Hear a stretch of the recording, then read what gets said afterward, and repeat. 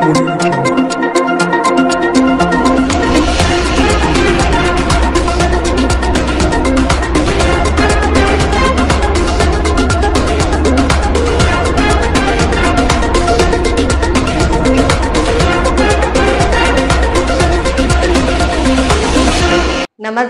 मी दीपाली.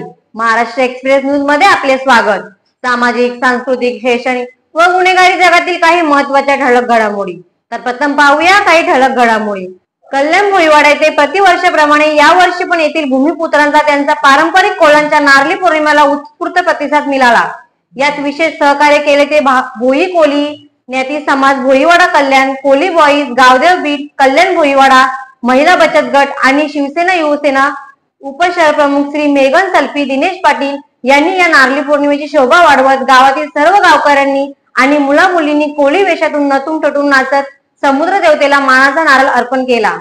उत्सव साजरा होत आहे. हा नारळी पौर्णिमेचा उत्सव म्हणजे आमच्या कोळी लोकांचा शान आहे आणि कोळी लोकांची शान म्हणजे आमचे 1.5 महिना आमच्या बोटी बंद असतात. आमचा दर्या राजा असा खवळलेला असतो आणि नारळी पौर्णिमेच्या दिवशी आम्ही जेव्हा नारळ अर्पण करतो समुद्रात तेव्हा आमचा समुद्र पण एकदम शांत होतो आणि आमच्या मच्छीमारीची बोटी त्याच दिवशी नारळी पौर्णिमेच्या नंतर त्या पूर्ण मच्छीमारायला जात असतात आणि आमचा भोई कोळी जाती समाज भोईवाडा सालाबादप्रमाणे आम्ही नारळी पौर्णिमा वाड्यातनं निघून आणि कल्याण शहराला आम्ही सर्व जॉईंट होतो. तसेच आमच्या गाडीवर जातो. तसेच आमचे मेघन सल्फी आमचे कार्यक्रम मोठे शिवसेनेचे कार्यकर्ते तसेच आणि आम्ही सगळे भोईवाड्यातील तरुण पिढी सगळे महिला मंडळ यांच्या वतीने आम्ही सगळ्या जुना गोविंदाने आनंदात सगळा पारंपरिक वेशात सगळा